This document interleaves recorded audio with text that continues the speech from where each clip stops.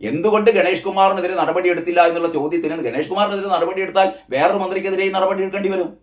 എന്താ സംശയമുണ്ടോ? എന്താ കമ്മികളെ?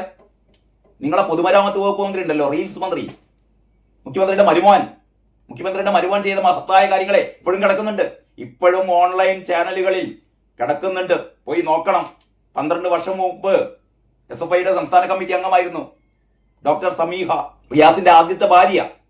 ഈ റിയാസിന്റെ ആദ്യത്തെ ഭാര്യ തന്നെ ഏതൊക്കെ രീതിയിലാണ് ശാരീരികമായും മാനസികമായും റിയാസ് പീഡിപ്പിച്ചത് എന്ന് കോഴിക്കോട്ടെ കുടുംബ കോടതിയിൽ അവർ കൊടുത്ത അവരുടെ പരാതിയുണ്ട് കേട്ടോ.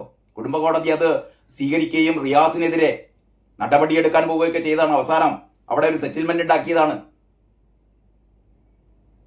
ഇപ്പോഴാണ് ഞെളിഞ്ഞ് നടക്കുന്നത്. വലിയ സ്ത്രീ രക്ഷകനായിട്ട് ഞെളിഞ്ഞ് നടക്കുകയാണ്. എന്താണ് റിയാസിന്റെ ഒക്കെ നടത്തം കാണുന്ന പോലെ അങ്ങനെ കൈയൊക്കെ വീശി തലയൊക്കെ ഇങ്ങനെ ഉരുട്ടി നടക്കുകയാണ്. ഇവനാണ് കേരളത്തിലെ 1-ാം നമ്പർ സ്ത്രീ പീഡകൻ. സ്വന്തം ഭാര്യയെ ഒരു മനുഷ്യൻ ഇങ്ങനെ പറഞ്ഞിട്ടുണ്ടാവില്ല കേട്ടോ. MBBS ബിരുദധാരിയായ ഭാര്യയോട് പറയാണ്, നിന്നെക്കാൾ നല്ല പെണ്ണുങ്ങളെ 50 ഉറുപ്പിക കൊടുത്താൽ പാളയത്ത് കിട്ടുമെന്ന് പറഞ്ഞവനാണ്. അത് കഴിഞ്ഞിട്ട് ചുവരോട് ചാരി നിർത്തിയിട്ട് ഇടിച്ചവനാണ്. വയറ്റത്തും മുതുകത്തൊക്കെ ഇടിച്ചവനാണ്. ഇവനാണിപ്പോ മുഖ്യമന്ത്രിയുടെ മോളെ കെട്ടിയതോടെ ഇവൻ സംശുദ്ധനായി മാറി. അതിന്റെ മുന്നിലൊക്കെ ഗണേഷിന്റേത് ചീള് കേസാണെന്നേ. ഗണേഷിന്റേത് റിയാസുമായി താരതമ്യം ചെയ്യുമ്പോ ചെറിയ തീവ്രത കുറഞ്ഞത് തന്നെയാണ്. അപ്പൊ തീവ്രത കൂടിയത് അവിടെ ഉണ്ട്, ക്ലിഫ് ഹൗസിലുണ്ട് തീവ്രത കൂടിയത്. എന്നിട്ടാണ് ബേപ്പൂര് ജയിക്കാൻ പോകുന്നു. ഇപ്പോഴാ പറഞ്ഞോണ്ട് ഈ ബേപ്പൂര് ഭയങ്കര വിജയിക്കാൻ പോവുകയാണെന്ന് പറയുന്നത്. മാതൃഭൂമിയുടെ സർവേയിലും പറയുന്നത് ബേപ്പൂര് വിജയിക്കാൻ പോവുകയാണ്. അൻവറാണ് എതിർ സ്ഥാനാർത്ഥി. റിയാസിന്റെ ആഫീസ് പൂട്ടിക്കെട്ടു അൻവർ കേട്ടോ. കാരണം ഇവിടുത്തെ ജനങ്ങൾക്ക് മനസ്സിലായിട്ടുണ്ടെന്ന്. ഇവന്റെ പാലത്തിന് പെയിന്റ് അടിക്കലല്ല വികസനം എന്ന് പറയുന്നത്. ബേപ്പൂരിൽ ഒരു വികസന പ്രവർത്തനങ്ങൾ നടന്നിട്ടില്ല എന്ന് ഇവിടുത്തെ ബേപ്പൂരുകാർക്ക് അറിയാം. ബേപ്പൂർ ഇങ്ങനെയല്ല ആവേണ്ടത്. അതിന് പകരം കുറച്ച് പാലങ്ങൾക്ക് പെയിന്റ് അടിച്ച് ഒരു മേൽപ്പാലത്തിന്റെ പാതി വഴിക്ക് നടക്കുന്നു. ഇതൊക്കെയാണ് ബേപ്പൂരിൽ സംഭവിക്കുന്നത്. അപ്പോഴാണ് ഗണേശന്റെ ഈ പ്രശ്നം ഉണ്ടായത്. റിയാസ് മിണ്ടുന്നില്ല. റിയാസ് പറയണം. ഡോക്ടർ സമീഹയെ അറിയോ എന്ന് അന്തംഗമ്മികൾ ചോദിക്കണം. മുൻ ഭാര്യയെ. ഇപ്പൊ ഡിവേഴ്സ് ചെയ്യുക, 2ാം കെട്ട് കെട്ടുക എന്നൊക്കെ പറയുന്നത് അതൊന്നും പൊതുവെയുള്ള കാര്യമോ അതൊന്നും നിഷേധിക്കപ്പെട്ട കാര്യമൊന്നുമില്ല. പക്ഷേ ആദ്യ ഭാര്യയെ സ്ത്രീധനത്തിന്റെ പേരിൽ പോലും ഇയാള് പീഡിപ്പിച്ചു. 70 പവനായിട്ടാണ് ആ സമീഹ വന്നത്. എന്താ പറയാ, സ്വർണം കുറഞ്ഞു പോയി എന്ന് പറഞ്ഞിട്ട് അതിന്റെ പേരിൽ പീഡനം. ഭാര്യയെ MBBS ഡോക്ടറെ ജോലിക്ക് അയക്കില്ല, ഇവിടെ പണിയെടുത്താൽ മതി, വീട്ടുപണിയെടുത്താൽ മതി എന്ന് പറയുന്ന മറ്റൊരു നിർബന്ധം. ഞാൻ അതിന്റെ ഡീറ്റെയിൽസ് മുഴുവൻ പറയുന്നില്ല. ഇപ്പം പത്രങ്ങളിലെ മറ്റു വാർത്തകൾ ഞാൻ ഇത് പറഞ്ഞപ്പോൾ അതിന്റെ കൂടെ പറഞ്ഞെന്ന് മാത്രമേ ഉള്ളൂ. അതായത് എന്തുകൊണ്ട് ഗണേഷ് കുമാറിനെതിരെ നടപടിയെടുക്കുന്നില്ല? അതിനുള്ള ഉത്തരം, ഗണേഷ് കുമാറിനെതിരെ നടപടിയെടുത്താൽ ആർക്കെതിരെ നടപടി എടുക്കേണ്ടി വരും? റിയാസിനെതിരെ നടപടി എടുക്കേണ്ടി വരും. അതുകൊണ്ട് നടപടി എടുക്കുന്നില്ല. അത്രയേ ഉള്ളൂ.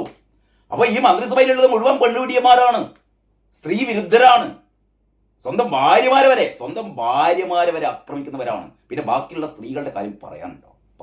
പിന്നെ ഗണേഷിന്റെ വാർത്ത കൊടുത്തത് ഏറ്റവും രസകരമായി കൊടുത്തിട്ടോ. രാജിയായി സംഭവമൊക്കെ നമ്മൾ രാജിയായി. പക്ഷെ അതുകൊണ്ട് തന്നെ രാജിയില്ല, മന്ത്രിയുടെ രാജിയില്ല. ഭാര്യയോട് മാപ്പ് പറഞ്ഞ് ഗണേഷ് കുമാർ. ഇതില് ഗോപികൃഷ്ണന്റെ മനോഹരമായ കാർട്ടൂൺ ഉണ്ട്. ആ കാർട്ടൂണില് ചുവന്ന കാറിൽ കയറി ഇങ്ങോട്ട് പോവുകയാണ്. ചുവന്ന കാറിൽ കയറി ഗണേഷും കാരണഭൂതം കൂടി പോകുന്നു. അപ്പോ ഇവിടുന്ന് പൊതുജനം ചോദിക്കുക, അപ്പോ ബിന്ദു കൊച്ചിന്റെ വട്ട് മാറിയോ? ഭാര്യ ബിന്ദുവിന് വട്ടാണെന്നാണല്ലോ പറഞ്ഞത്. അപ്പോ ബിന്ദു കൊച്ചിന്റെ വട്ട് മാറിയോ എന്ന് ചോദിക്കുമ്പോൾ കാറിനുള്ളിൽ ഇരുന്ന് കാരണഭൂതം പറയാണ്, വട്ട് 112 വിളിക്കാൻ പറഞ്ഞ ശ്രീലേഖ കൊച്ചിനായിരുന്നു. BJPയുടെ മറ്റേ ഇവിടുത്തെ കൗൺസിലറായ ശ്രീലേഖ ഈ ബിന്ദു മേനോന്റെ സുഹൃത്താണ്. അങ്ങനെ ശ്രീലേഖയോട് പറഞ്ഞപ്പോഴാണ് ശ്രീലേഖ 112 വിളിക്കാൻ വേണ്ടി പറയുന്നുണ്ട്, BJP നേതാവ്. അപ്പോൾ വട്ട് ശ്രീലേഖക്കാണെന്നാണ് പറയുന്നത്.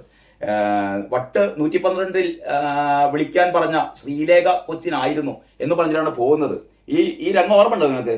ഇങ്ങനെ ഒരു രംഗം കാറിൽ കയറി പോകുമ്പോൾ നമ്മുടെ മണിച്ചിത്രത്താഴ് എന്ന് പറയുന്ന ഫാസിലിന്റെ മനോഹരമായ സിനിമ അവസാനിക്കുന്ന ആ ദൃശ്യം നമ്മുടെ മനസ്സിലേക്ക് വരും കേട്ടോ. അപ്പം വട്ട് അതായത് ഗംഗക്കായിരുന്നില്ല എന്താ പറയാ ഈ മാനസിക വിഭ്രാന്തി ഉണ്ടായിരുന്നത്, അത് മറ്റൊരാൾക്കായിരുന്നു എന്ന് പറഞ്ഞ് ഡോക്ടർ സണ്ണി യാത്രയാകുന്ന ദൃശ്യമാണ് ഗോപികൃഷ്ണൻ ഈ മനോഹരമായ കാർട്ടൂണിലൂടെ വരച്ചു കാണിച്ചത്. പിന്നീട് എന്താണ്, സർക്കാരിന് ആശ്വാസ സന്ദേശം, അതായത് ഈ സന്ദേശം അയക്കല് ജീവനക്കാർക്കൊക്കെ വീണ്ടും ഞങ്ങളെ തെരഞ്ഞെടുക്കണം എന്ന് പറയുന്ന സന്ദേശം അയക്കുന്നതിൽ കുഴപ്പമില്ല എന്നാണ് കോടതി പറഞ്ഞു കേട്ടോ. അപ്പോൾ കോടതിയും പിണറായി വിജയന് ആശംസകൾ അറിയിക്കുകയാണ്. ഇനി കേരളകൗമുദിയുടെയും മെയിൻ സ്റ്റോറി ഗ്യാസാണ്. ഗ്യാസ് ഔട്ട് എന്നാണ് പറയുന്നത്. Gas out. പാചകവാതകക്ഷാമം രൂക്ഷമാക്കി പശ്ചിമേഷ്യൻ യുദ്ധം. ഹോട്ടലുകളും റെസ്റ്റോറന്റുകളും പൂട്ടുന്നു. വാണിജ്യ മേഖലയ്ക്കുള്ള LPG വിതരണം നിർത്തി. വിതരണം തടസ്സം പരിഹരിക്കാൻ നിർദ്ദേശം എന്ന് പറയുന്നു.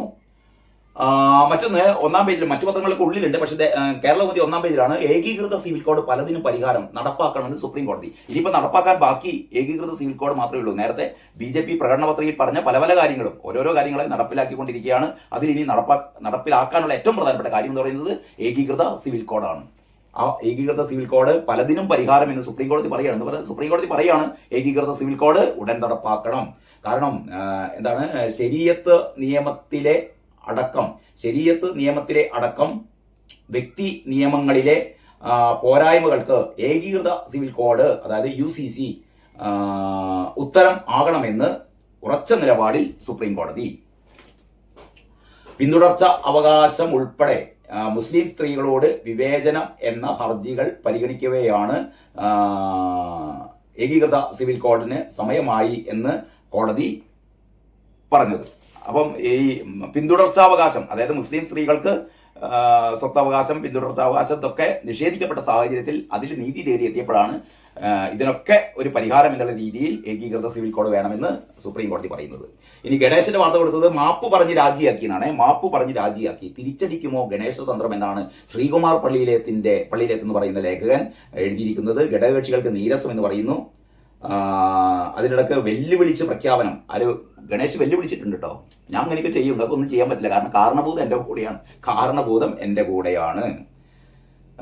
ഡാറ്റ ചോർച്ചയിൽ സർക്കാരിന് ആശ്വാസം എന്നുള്ള വാർത്തയുണ്ട്. സന്ദേശം സംസ്ഥാനത്തെ സൽഭരണത്തിന്റെ ഭാഗമെന്നാണ് കോടതി പറഞ്ഞത്. ഇനി നമുക്ക് ദേശാഭിമാനി കൂടി നോക്കിയിട്ട് ഈ വീഡിയോ അവസാനിപ്പിക്കാം. ദേശാഭിമാനിയിൽ പക്ഷേ നമ്മളെ ഗണേശന്റെ വാർത്തയൊന്നും ഇല്ല കേട്ടോ. അങ്ങനെ സംഭവം ഉണ്ടായിട്ടില്ല. അത് ഇന്നലെ മുതൽ അങ്ങനെയാണ്. അങ്ങനെ ഗണേശൻ എന്തും നടത്താം. ഗണേശന് സ്ത്രീ പീഡനം നടത്താം. ഗണേശന്റെ ഭാര്യ പോലീസ് സഹായം അഭ്യർത്ഥിച്ചാലും കാരണബോധം കൊടുക്കില്ല. പക്ഷെ ഇതൊന്നും പ്രശ്നമല്ല, ഇതൊന്നും വാർത്തയല്ല. വാർത്ത എന്താണെന്നറിയോ? തലക്കടിയേറ്റ് പ്രതിപക്ഷത്തിന് തലക്കെന്താ അടിയേറ്റത്? DA സന്ദേശം സദ്ഭരണത്തിന്റെ ഭാഗമെന്ന് ഹൈക്കോടതി. അങ്ങനെ ഹൈക്കോടതി പറഞ്ഞിട്ടുണ്ട്. ഈ സന്ദേശം അയച്ചത് സൽഭരണത്തിന്റെ ഭാഗമാണ്. ഇതിനിപ്പോ പ്രതിപക്ഷത്തിന് എന്താ തലക്കടിയേറ്റത്? പ്രതിപക്ഷം സ്വാഭാവികമായി ഇത് ചോദ്യം ചെയ്തിരുന്നു. ഇതങ്ങനെ ചെയ്യാൻ പാടില്ലാത്തതാണ്. ഇത് എല്ലാ നാട്ടിലെ ആൾക്കാർക്കൊക്കെ അറിയാം. ഇത് ഈ എന്താ പറയാ, ഇവിടുത്തെ പൊതുജനങ്ങളുടെ ഡാറ്റ ചോർത്തിയെടുത്തിട്ട് ഈ ഡാറ്റ ഉപയോഗിച്ചിട്ട് ആൾക്കാർക്കൊന്നും ഇങ്ങനെ മുഖ്യമന്ത്രി സന്ദേശം അയക്കുന്നത് തെറ്റായ ഒരു സന്ദേശമാണ്. അത് ശരിയല്ല എന്ന് ഇവിടുത്തെ ജനങ്ങൾക്കറിയാം. പ്രതിപക്ഷവും അക്കാര്യം കോടതിയിൽ ഉന്നയിച്ചിരുന്നു. അപ്പോഴാണ് കോടതി പറഞ്ഞത് കുഴപ്പമില്ല എന്ന്. ശരി, കോടതി അങ്ങനെ ഒരു തീരുമാനം എടുത്തു കഴിഞ്ഞാൽ വേണമെങ്കിൽ ഹയർ കോടതിയിലേക്ക് പോകാം. പക്ഷെ അതിനൊന്നും ഇനി സമയമില്ല.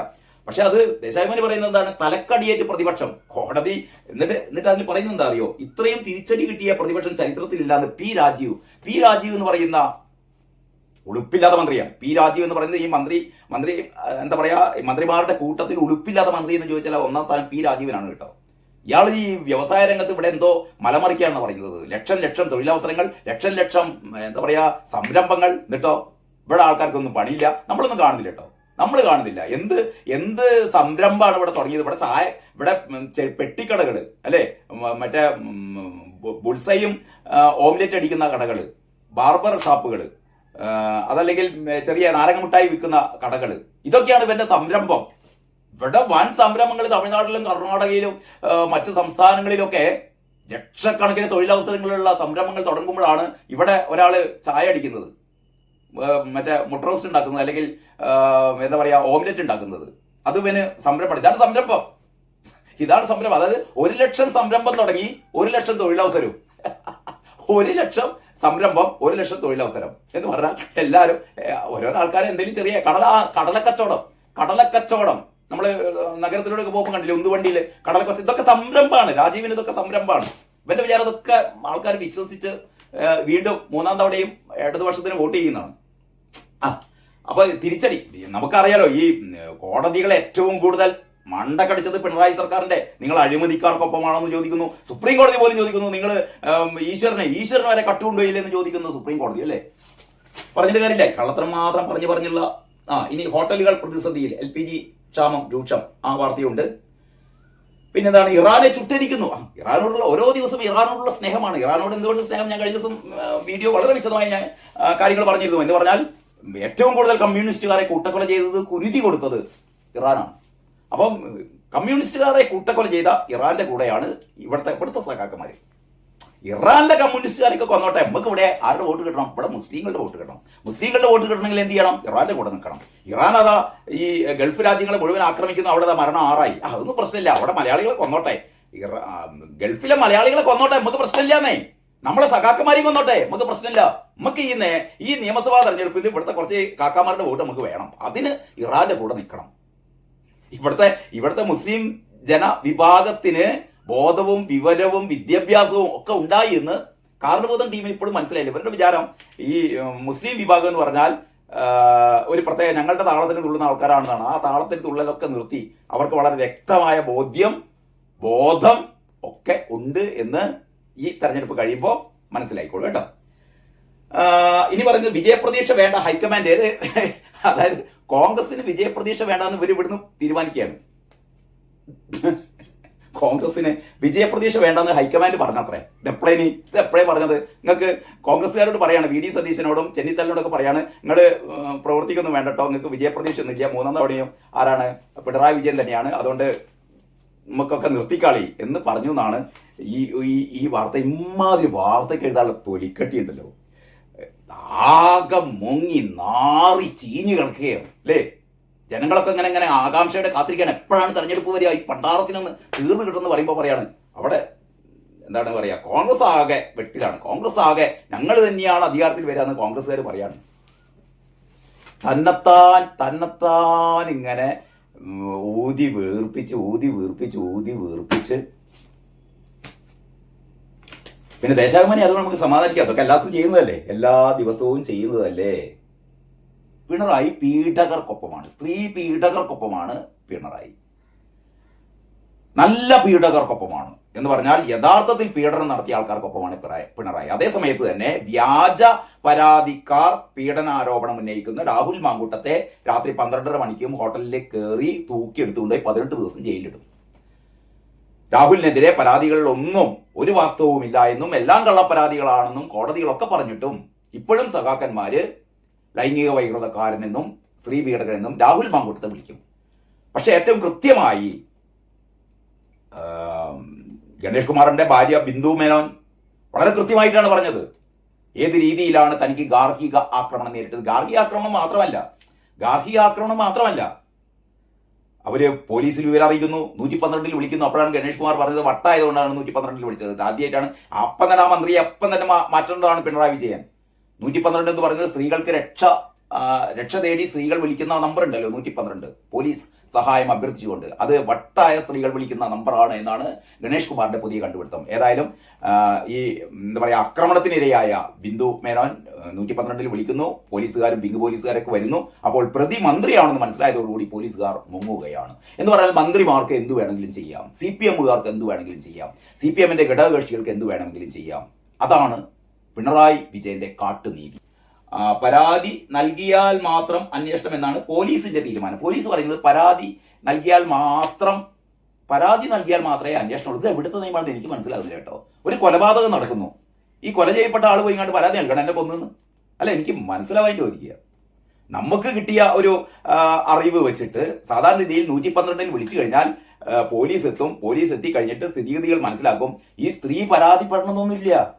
പോലീസിന് കാര്യങ്ങൾ മനസ്സിലാവില്ലോ. സ്ത്രീ അവിടെ അനുഭവിക്കുന്ന നീതി നിഷേധങ്ങൾ, അവർക്ക് എതിരെ ഏൽക്കുന്ന ആക്രമണങ്ങൾ, ഇതൊക്കെ പോലീസുകാർ കണ്ടാൽ അപ്പം തന്നെ FIR ഇടണമെന്നാണ്. ആ നിമിഷം ആ സ്പോട്ടിൽ വെച്ചിട്ട് FIR ഇടണമെന്നാണ് നിയമം. പക്ഷെ പോലീസുകാർ പറഞ്ഞു ഞങ്ങൾക്ക് പരാതി ഒന്നും കിട്ടില്ല, അതുകൊണ്ട് ഞങ്ങൾ ഇതാ പോകുന്നു. ഇതാണ് വിജയന്റെ പോലീസ്. ഇതാണ് വിജയന്റെ എന്ത് പോലീസ് എന്ന് നിങ്ങൾക്ക് പൂരിപ്പിക്കുക കേട്ടോ. എന്നെ ഏറ്റവും അത്ഭുതപ്പെടുത്തിയ എന്താണെന്നറിയോ, നമ്മുടെ ഭാവന ഒരു പരസ്യം ചെയ്യുന്നുണ്ട് കേട്ടോ. മറ്റേ ഇതില് ഒരു എന്താ പറയാ, ബൈക്കിൽ ഇങ്ങനെ സഞ്ചരിച്ച് അവസാനം പറഞ്ഞത് സെറ്റല്ലേ വീണ്ടും വരണം. ആര്? ഗണേഷ് കുമാർ. ഏറ്റവും വലിയ സ്ത്രീ പീഡകനായ ഗണേഷ് കുമാർ. ഗണേഷ് കുമാറിനെ സ്ത്രീ പീഡകൻ എന്ന് പറയുമ്പോൾ മറ്റൊരു മന്ത്രിയെ കൂടി സ്ത്രീ പീഡകൻ എന്ന് പറയണം കേട്ടോ. നമ്മളിങ്ങനെ എന്താ പറയാ, ഒരാളെ മാത്രം ഇങ്ങനെ കുറ്റവാളിയാക്കരുത്. അതാണ് എൻ്റെ ഒരു ഇത് അതാണ്. മറ്റൊന്ന്, എന്തുകൊണ്ട് ഗണേഷ് കുമാറിനെതിരെ നടപടി എടുത്തില്ല എന്നുള്ള ചോദ്യത്തിന്, ഗണേഷ് കുമാറിനെതിരെ നടപടി എടുത്താൽ വേറൊരു മന്ത്രിക്കെതിരെ നടപടി എടുക്കേണ്ടി വരും. എന്താ സംശയമുണ്ടോ? അന്തകമ്മികളെ